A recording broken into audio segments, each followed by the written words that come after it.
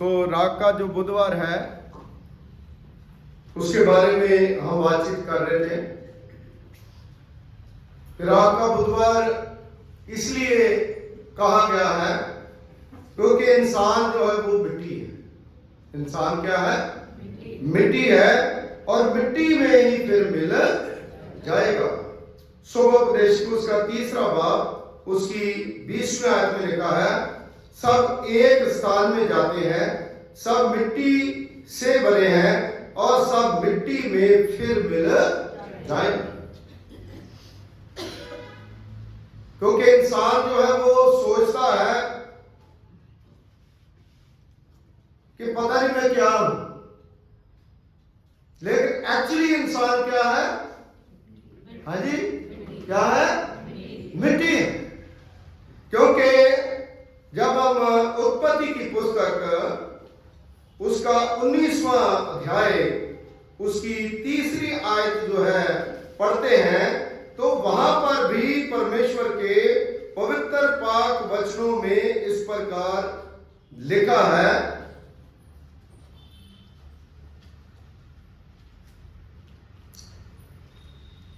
उत्पत्ति की पुस्तक उसका 3रा बाब उसकी 19वीं आयत में अगर आप पढ़ोगे तो प्रभु के वचन में इस प्रकार लिखा है,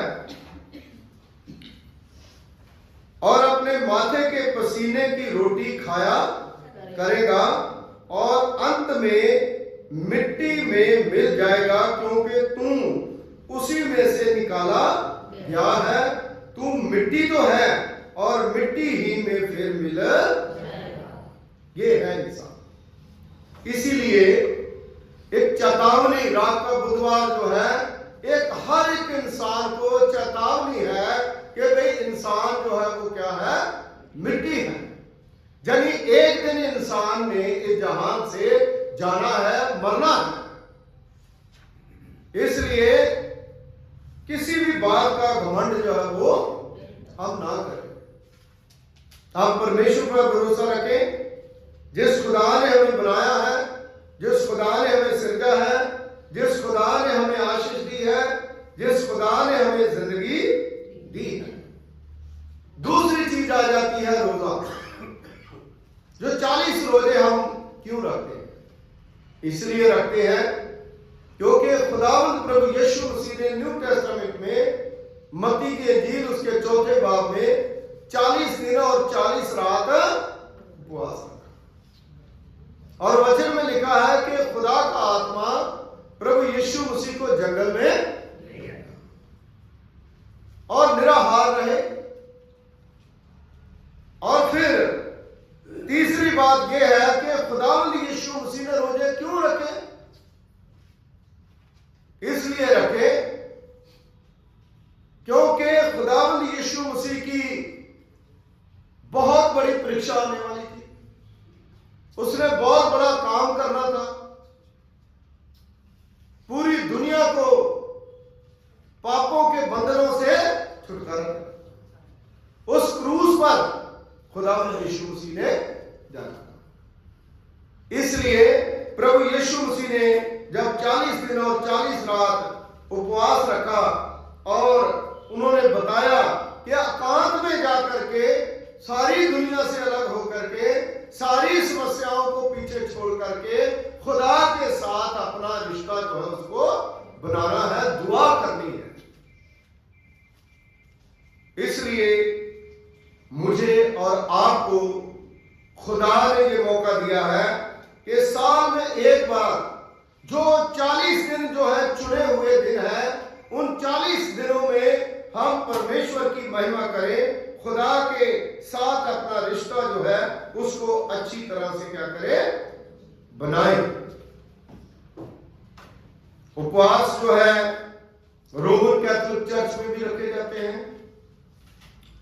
मुस्लिम जो लोग हैं वो भी उपवास रखते हैं। जो शादीशुदा होते हैं वो अपने पतियों के लिए भी व्रत रखते हैं। हिंदू धर्म में भी उपवास रखे जाते हैं। लेकिन अलग अलग टाइम पे अलग अलग समयों में उपवास रखने का अलग अलग मतलब जो है वो निकलता है। लेकिन मेरे परमेश्वर का पवित्र पाक वचन जो है वो बताता है कि बाइबल में जब जब कोई ऐसी घटना होती थी, जब कोई ऐसी प्रॉब्लम आ जाती थी, तो उस समय उपवास रख के प्रार्थना करते थे ताकि हम उस समस्या से बाहर निकल सके। हालेलुया। हमारी जो कोई प्रॉब्लम है, उस प्रॉब्लम को मद्देनजर रखते हुए हम उपवास रखते हैं, और ना सिर्फ खाना पीना छोड़ना है बल्कि परमेश्वर के साथ अपना रिश्ता जो है उसको भी जोड़ना होता है। मेरे अजीजों, जकरिया उसका 7वां बाब उसकी 3 और 5, 8 और 11 में आप घर जाकर के पढ़ सकते हो, जो प्रभु के वचन में लिखा है, यरूशलेम को अधिकार में कर लिए जाने की समृद्धि में उपवास। मतलब जब हम कुछ अपने कुछ ना कुछ हम कर लेते हैं, जब हम तरक्की कर लेते हैं, जब हम पा लेते हैं, जब हमने कुछ पाना है, तो उस समय हम उपवास करते हैं, हम दुआ करते हैं। उपवास का मतलब यह नहीं है कि खाली पेट रखना, हम दान करें, है ना, क्योंकि खुदा ने हमें बहुत कुछ दिया है। इसका मतलब यह है। और वचन में लिखा, चौथे मास के 17वें दिन जब यरूशलेम को अधिकार में कर लिया गया था, उसकी याद में उपवास जो है वो रखते। और दूसरी, मंदिर के जलाए जाने की समृद्धि में उपवास। जब मंदिर को जलाया गया था, यरूशलेम का जो मंदिर था उसको जब जलाया गया था, तो लोग रोते थे। उन्होंने उपवास करे 5वें महीने के 9वें दिन। जकरिया की पुस्तक में आप पढ़ सकते हो। तो इस प्रकार यरूशलेम की शत्रु द्वारा घेराबंदी की याद में, जब कोई शत्रु चारों तरफ हमें घेर लेता है ना, तो उस समय भी हम मुसीबत के समय क्या करते हैं? उपवास करते हैं। और मेरे अजीजों, नए नियम में फरीसी लोग जो है सप्ताह में 2 बार उपवास करते थे। जो फरीसी लोग थे वो 2 बार एक सप्ताह में उपवास रखते थे, सोमवार और शुक्रवार, बृहस्पतिवार जिसको कहते हैं। वर्तमान यहूदी कैलेंडर के मुताबिक 22 उपवासों की अनुमति जो है वो देता है। तो इस प्रकार उन्होंने एक सिस्टम जो है वो बना रखा। आज भी 40 उपवास जो है, खुदावंद यीशु मसीह ने 40 रोजे रखे, वो सिस्टम जो है बना रखा है। लेकिन मेरे अजीजों, जो लोग इस सिस्टम में, जो बाइबल का सिस्टम है, उसके अंदर नहीं रहना चाहते, वो कुछ भी प्राप्त कर नहीं सकते। इसलिए ये जरूरी है कि हम बाइबल को माने, खुदा के कलाम को माने। रोजा रखने से हम मेडिकली फिट होते हैं। रोजा रखने से हमारा दिमाग जो है वो तेज चलेगा। रोजा रखने से हमारा मन, हमारा दिमाग जो है खुदा की तरफ लगेगा। हम ज्यादा सामर्थी होंगे। हमारी मुश्किलें जो है उससे हम बाहर आएंगे। हमारी प्रॉब्लम जो है उसका हल निकलेगा, मसला। इसलिए हम लोग जो है खुदा के आगे झुकें। मेरे अजीजों, बहुत सी बातें जो है वो खुदा के कलाम में लिखी गई है, लेकिन मैं कुछ बातें जो है वो आपको बताऊंगा। पुराने नियम के अनुसार उपवास के कई कारण जो है वो बताए गए हैं, जिसमें से 2 कारण जो है मैं बताऊंगा। गहरा शोक व्यक्त करने के लिए। जब कोई मर जाता था तो उस समय कई बार 2-2, 4-4 दिन, सप्ताह को खाना नहीं खाते थे। शोक जो है वो व्यक्त करते थे। जब पहला शमूएल उसका 31वां अध्याय उसकी 13वें आयत में पढ़ोगे तो सौल के लिए 7 दिनों तक उन्होंने उपवास रखा। और दूसरी ईश्वरीय प्रकोप को टाल देने के लिए, जैसे कोरोना आ गया था, है ना, कोरोना आ गया था तो उस समय दुआ में, प्रार्थना में सब लोग थे, और बहुत से लोग जो है उनको ज्यादा दुआ में, प्रार्थना में देखा गया कि ये जो बहुत बड़ा ईश्वरीय प्रकोप जो है इंसान के ऊपर आ गया। ईश्वरीय प्रकोप कैसे होता है? जैसे नूह के जमाने में जब दुनिया में पाप बढ़ जाता है तो उस समय ईश्वरीय प्रकोप आता है। खुदा उन्हें बताता है कि खुदा से दूर जाने का क्या नतीजा जो है निकलता है। तो वचन में लिखा है कि उस समय लोग जो है उपवास जो है वो करते थे। पहला शमूएल उसका 12वां बाब उसकी 16-17 में भी आप देख सकते हो। बालक को जीवित रहने के लिए जो दाऊद है वो उपवास करता था, है ना, कि ईश्वर जो बीमारी इसके ऊपर आ गई है वो बीमारी जो है उससे छुटकारा मिल जाए। तो ये एक सिस्टम जो है वो खुदा के कलाम में बनाया गया है, लिखा गया है। और तीसरी चीज है पाप के लिए शोक और पश्चाताप प्रकट करना, तब उपवास रखा जाता है ना। जब हम पाप करते हैं, जब हम गलती करते हैं, उस समय हम उपवास जो है वो रखते हैं ताकि खुदा हमारी गलतियों को क्षमा कर दे। योना नबी की पुस्तक उसका 3रा बाब उसकी 7वीं आयत में निनवे शहर जो है ना, उनका पाप बहुत था, तो उन्होंने राख जो है वो अपने सर में डाल करके, टाट तोड़ करके, एक राजे से लेकर के सबने जो है वो उपवास रखा। एक ये है मेरे दीदो, योना नबी जो है उसने भी, लोग जो है वो कई बार इसका प्रचार करते हैं ना कि कैसे खुदा ने उसे उसके लिए एक बेल बड़ी मछली तैयार करी, उसके अंदर चला गया और 3 दिन और 3 रात वो घूमती रही। आपको मालूम है मछली जब रखते हैं तो कैसे तड़पती है और कितनी तेज वो चलती होगी और कहां तक जाकर के वो सोती भी तो होगी, कहां जाके पताल में, वो कहता है पताल में मैं उतर गया, 3 दिन।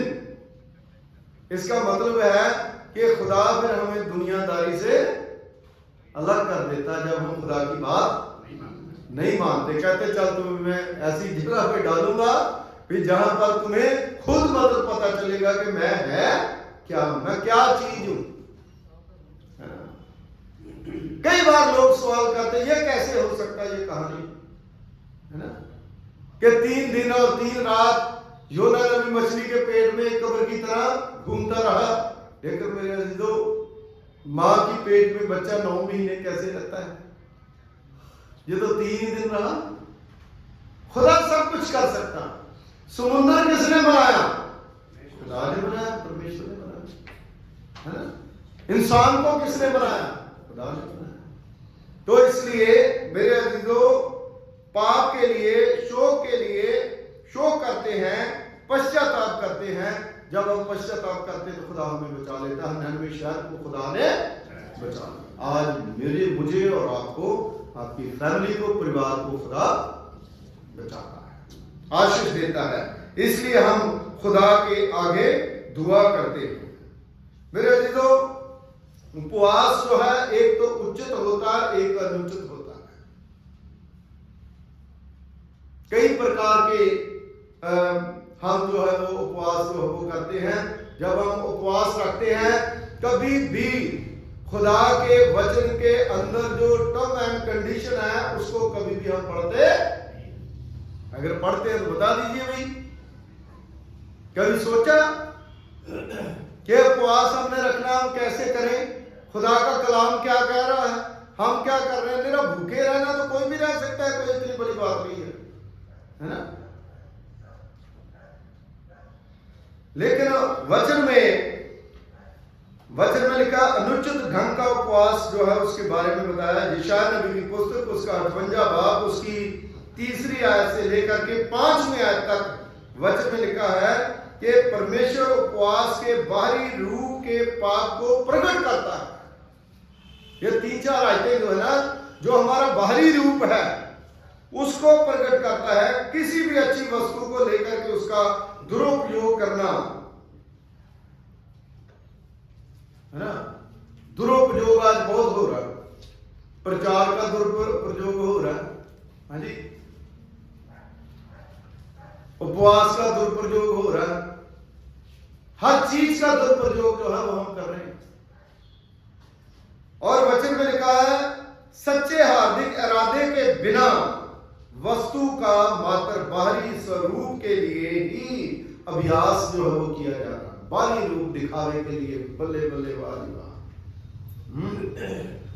कई लोग जो है वो खुद कमिटमेंट नहीं करते, ये खुदावंदा मैं किस चीज के लिए खुदा के घर में आया, क्यों मैं प्रभु के लिए परमेश्वर के सामने आया। क्योंकि अगर ऐसी चीज हम अपने मन में सोच लें तो खुदा जो है वो कदा भी आपको जो है निराश नहीं करेगा।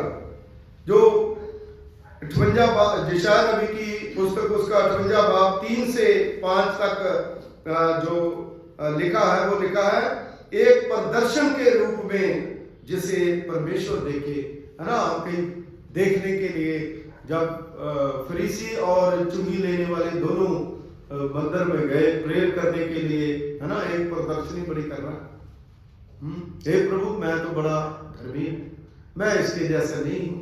और दूसरा जो है चुंगी लेने वाला वो कहता है कि प्रभु मैं तो गरीब हूं, मेरे पास तो कुछ नहीं है ना, मैं इस लायक नहीं हूं कि अपनी आंखें जो है तेरी ओर उठा सकूं। किसकी प्रार्थना सुनी गई? हाँ जी, चुंगी लेने वाले की।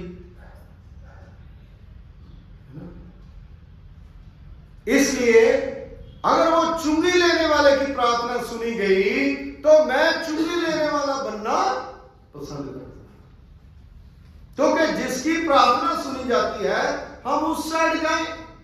चुंगी लेने वाले का मतलब है कि उसके अंदर परमेश्वर के प्रति इतना गहरा प्रेम था, वो कहता मैं तो उपवास रखता हूं, मैं तो सब कुछ करता हूं, लेकिन खुदा ने कहा जिसने पश्चाताप करा है उसी की प्रार्थना खुदा के हुजूर में सुनी गई है। इसलिए प्रदर्शनी के रूप में हमने उपवास नहीं करना, मात्र अपने प्राणों को दुख देने के लिए नहीं कि सिर्फ हम अपनी जान को दुख दें, व्यक्तिगत आनंद के लिए नहीं, है ना। और तीसरी पद में लिखा है शेखी बहारी के लिए नहीं, शेखी मारने के लिए नहीं। लूका की अंजील उसका 18 बाब उसकी 12वीं आयत में आप पढ़ सकते हो। पूरी तरह से हम खुदा के सामने अपने आप को रखें, जब संघर्ष या वाद विवाद करने के लिए नहीं। कई लोग वाद विवाद बहुत करते हैं। वाद विवाद का मतलब क्या है कि अपने आप को नहीं देखना, दूसरों की बुराई, ये अच्छा नहीं है, वो अच्छा नहीं है, ये नहीं करता। क्योंकि जब हम ऐसा करते हैं तो हम वो फरीसी की तरह बन जाते हैं जिनकी प्रार्थना नहीं सुनी गई। इसलिए मेरे अजीजों,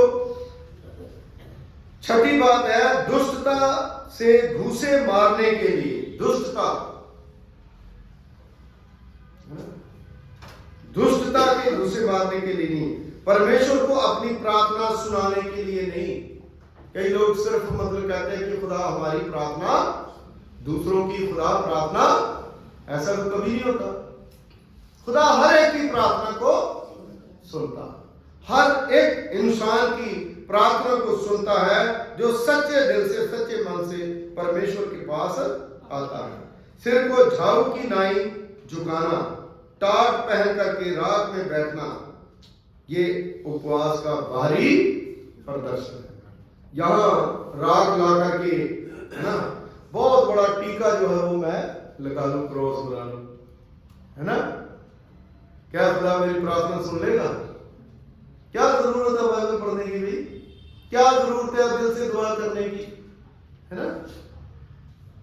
अगर दिल में ही हमारे वो चीज नहीं है ना, हम ये समझ नहीं पाए कि हम राख हैं, हमको अच्छा काम करें, है ना, बाहरी दिखावा जो है वो ज्यादा है, क्योंकि यीशु मसीह ने इसका खंडन करा।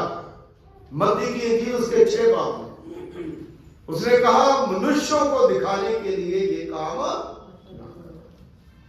जब तुम प्रार्थना करते हो तो अपनी कोठरी में दरवाजा बंद करो और वहां पर प्रार्थना करो। जो गुप्त में तुम्हें देखता है वो तुम्हें फल देगा। तो इसलिए ये थी मतलब बाहरी रूप का उपवास जो है ना, लेकिन उचित उपवास क्या है? वो 58 अध्याय यशायाह नबी की पुस्तक उसका 6 आयत से लेकर के 9 आयत तक उचित उपवास प्रतिदिन के पवित्र व्यवहारिक जीवन द्वारा अपना प्रदर्शन करना हर दिन। कई लोग जो है रोज किसी न किसी से नाराज होके बैठे रहते हैं। आज इससे नाराज हो गए, कल उससे नाराज हो गए, है ना? कभी पत्नी से नाराज हो गए, पत्नी पति से नाराज हो गया, फूफी से नाराज हो गए, भाई से नाराज हो गए। क्या ये नाराजगियां खुदा जो है वो हमें कहता है कि करने की? जब हम खुदा के सामने आते हैं तो खुदा कहता है अगर तेरा भाई जो है तेरे से गुस्से है तो पहले उसके साथ जाकर के मेल कर ले, वही सुलह कर ले, तभी तो खुदा तेरी प्रार्थना सुनेगा। तो उचित उपवास जो है वो क्या है? जो हमारे व्यवहारिक जीवन में क्या है? पहली चीज है दुष्टता के बंधनों को तोड़ देना। दुष्टता के बंधनों को, तो अगर हम खुद ही उसमें फंस जाए, जब हम उपवास करते हैं, दुआ करते हैं, तो दुआ में हम मांगे खुदावंदा जो भी दुष्ट आत्मा की शक्ति हमारे ऊपर काम करती है उसको दूर कर दे। तो परमेश्वर जो है वो उपवास को, वो प्रार्थना को पसंद करता।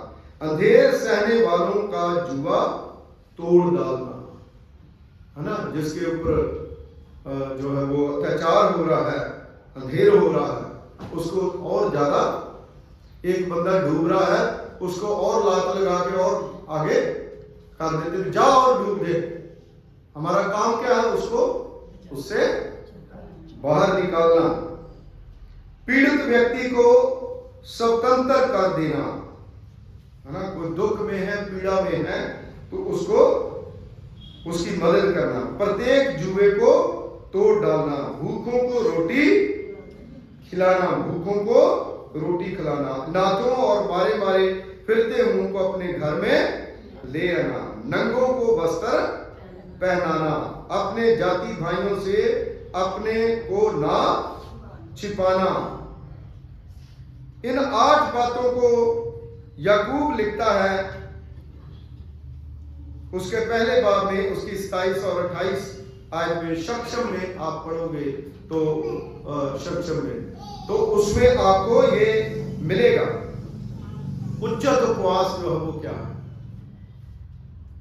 पूरी दीनता के साथ हम खुदा के पास आए। ये जो लिस्ट है, इस लिस्ट में से क्या 2 बातें भी हम कर पाते हैं? ये उपवास का बेस है। 2 बातें 4 बातें कर पाते हैं, क्योंकि हम उपवास रखते तो अपना खाना बचा लेते हैं। वो खाना जो बचाते हैं वो खाना कहां जाता है? किसी भूखे के मुंह में जाता है?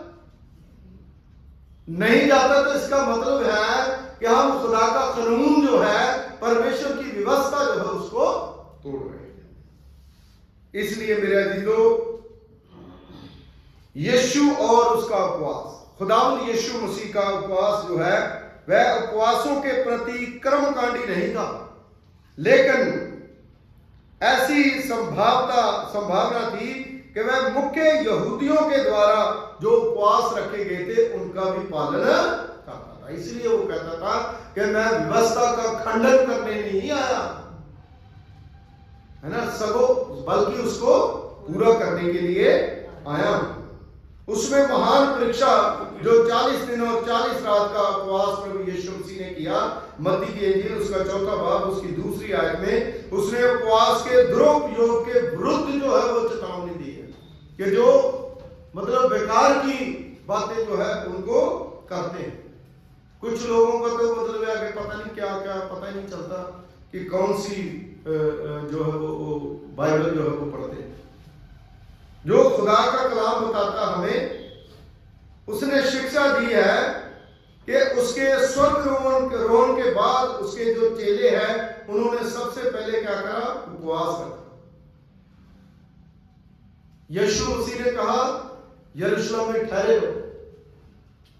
कितने दिन जो है वो वहां पर ठहरे रहे, फिर उनको सामर्थ जो है वो मिली। मेरे अजीजों, आज हमें ठहरने की जरूरत है, एक जगह पर प्रार्थना करने की जरूरत है। यीशु मसीह ने कुछ निर्देश दिए हैं। मत्ती के इंजील उसका 6 बाब उसकी 17 और 18 आयत में उसने उपवास के साथ प्रार्थना को संबंध दिया है, जोड़ दिया है उसको। जब तुम उपवास करे तो अपने सर पर क्या कर? तेल मल और उसके साथ मुंह धो और फिर क्या कर? प्रार्थना कर। फिर अब पिता जो हो तुम्हें फल देगा, आशीष देगा तुम्हें। इसलिए हमें प्रार्थना करना बहुत ही जरूरी है। और कई बार दुष्ट आत्मियों को निकालने के लिए भी उपवास रखा जाता है। सामर्थ्य जो है वो पाने के लिए परमेश्वर जो है वो हमें अपनी सामर्थ्य देता है। मेरे अजीजों, नए नियम की कलीसिया में उपवास जो है कई प्रकार के बताए गए हैं। पौलुस प्रेरित जो है जो उपवास रखता था, तो कलीसिया में इकट्ठे होकर के उनको उपवास रखते थे।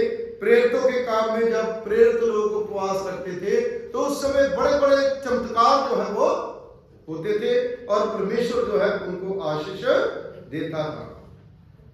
आज उपवास का महत्व क्या है हमारी जिंदगी में? वो चीज नहीं रहेगी जो पहले थी, है ना? आजकल तो फैशनेबल उपवास जो हो गया, फैशन हो गया, है ना? क्योंकि मतलब वो खुदा के साथ जुड़ना लोगों ने ऐसे समझ लिया कि जैसे देख देख के बल्ले बल्ले वो हो रही है तो हम भी 2 दिन दुआ करेंगे, प्रार्थना करेंगे तो वो ऐसे करके हो जाएगा। ऐसा नहीं होता। खुदा कहता है कि तुम जब उपवास करते हो तो अपने आप को पहले परमेश्वर के सामने पूरी तरह से रखो और कहो कि खुदावंदा मैं जैसा भी हूं मुझे कबूल कर, मुझे कबूल कर। मैं गलतियां करी है, मुझे माफ कर। जो लोग माफी मांगते हैं, जो लोग परमेश्वर के सामने झुकते हैं, परमेश्वर उन्हें ऊपर उठाता है। मत्ती की इंजील उसका 6 बाब उसकी 17 और 18 आयत में जब हम पढ़ते हैं तो वचन में खुदा के कलाम में लिखा है, हमें उपवास जो है प्रभु यीशु मसीह जो है उसका उपदेश जो है ये प्रेरित करता है कि हम गुप्त रूप में से उपवास रखें। हमारा उपवास लुका छिपा नहीं होना चाहिए। हमारे चेहरे उपवास की कहानी ना बताएं, है ना? मैंने उपवास रखे, मैंने ये करा है, मैंने ये करा है। अरे इसका मतलब है कि हमारे अंदर वो सामर्थ्य पावर ही नहीं, है ना? अगर हमने रखा है तो खुदा जानता है। जब हम परमेश्वर के लिए रखते हैं तो परमेश्वर जो हमें सामर्थ्य भी देता है। अब देखिए पिछले दिनों में जब भारत जोड़ो यात्रा जो है शुरू हुई, इतनी ठंडी में, है ना, राहुल गांधी जो है वो टी-शर्ट पहन के घूम रहा है। क्या वो लोगों को बताता है और मुझे बड़ी ठंडी लगती है, मुझे बड़ी, है ना? जब मन में कोई बात जो है वो आ जाती है तो जब हमें हमारे मन में आ जाएगा कि हमने ये करना है तो हमें कोई भी प्रॉब्लम नहीं होगी। इसलिए उपवास का मूल भूत अर्थ आत्मिक अभिप्रायों हेतु भोजन त्याग करना नहीं है। आजकल ज्यादा लोग यही कहते हैं कि भोजन त्याग करना मेरे उपवास पूरे। हाँ जी, ये तो कोई बड़ी बात नहीं है, ये तो सब लोग कर लेते हैं। हाँ जी, भोजन खाली भोजन त्याग करना नहीं, उपवास के साथ जो बाइबल में अनुशासन बताए, जो चीजें खुदा के कलाम में बताई गई है, उनको भी साथ साथ करना बहुत ही जरूरी है। अनुशासन के बहुत अंदर रहना जो है बहुत ही जरूरी है, जिसे हम प्रतिदिन कर सकते हैं और पूरा दिन करते ही रहते हैं। जबकि उपवास असाधारण परिस्थितियों में एक विशेष चीज होती है, एक खास चीज जो है ये होती है।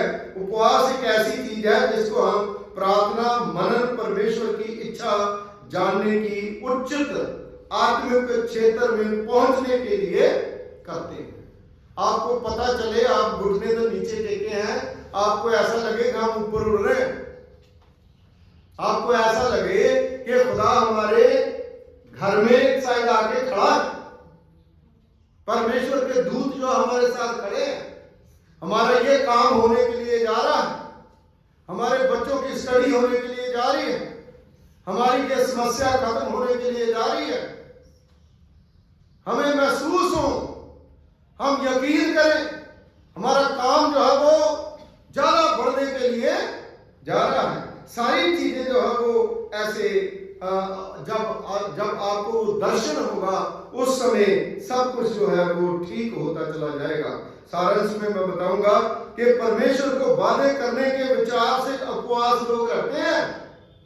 कुछ लोग कहते हैं कि मैं रखता हूं, मैं करता हूं मेहनत, क्योंकि हट्टा कट्टा है, सारा कुछ है, कोई बीमारी नहीं है, कोई कुछ नहीं है, मैं रोटे रखता हूं, मैं फिर खुदा को कहां ये काम कर, क्योंकि खुदा हमारा नौकर थोड़ी। क्यों बहन जी, भाई साहब, खुदा हमारा नौकर है नहीं। अगर ऐसा मन में रखने के द्वारा आप उपवास रखेंगे तो वो दिखावे का, लेकिन वाकई ही जो आपकी मजबूरी है, जो आपकी नीड है, उसको आप खुदा के सामने रखेंगे तो खुदा कभी भी आपको मना नहीं करेगा और परमेश्वर आपकी आवाज को सुनेगा। क्योंकि मैं उपवास रखता हूं इसलिए कि परमेश्वर मुझे आशीष देने के लिए, जब मुझे एक बड़ी आशीष का कारण बनाने के लिए खुदा को मैं वादे बनूंगा। खुदा को वादे नहीं बना सकते। खुदा अपने आप जो हम सोचते हैं, हमारे सोचने से ज्यादा परमेश्वर जो है वो पहले ही हमारे लिए सोचता है। हम कम सोचते हैं लेकिन खुदा हमें ज्यादा देता है। हमें सीधी आशीष प्राप्ति के लिए उपवास को कभी भी उसका साधन नहीं बनाना चाहिए। वो तो हमारी ड्यूटी बनती है, वो तो हमारा फर्ज बनता है कि हम जो है खुदा के नजदीक आने के लिए, अपनी रूह के लिए परमेश्वर के आगे उपवास रखें। लेकिन खुदा से जो हम मांगते हैं उससे बढ़कर के परमेश्वर हमें बरकतें देता है। उपवास का महत्व जो है वो क्या है? फिर एक मसीह को उपवास क्यों रखना चाहिए? क्योंकि वह किसी आत्म कारण या कारणों से इसके लिए स्वयं को प्रेरित किया करे, उसका अनुभव करे कि खुदा जो है वो कैसा परमेश्वर है। जो जानता है कि खुदा मुहैया करने वाला है वो उपवास रखेगा तो खुदा उसको सब कुछ देगा।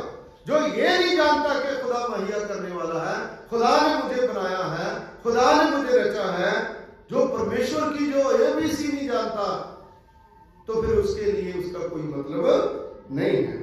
उपवास को कभी भी एक नित्य कर्म नहीं बनाना चाहिए कि आज ये काम है और कल ये काम है, इसलिए मैं जोर से धक्के से इसको करवा लूंगा। ऐसा नहीं। अपने आप को स्टेबल कीजिए, स्थिर कीजिए। अगर कोई चीज हमें मिल रही है तो प्रभु का धन्यवाद।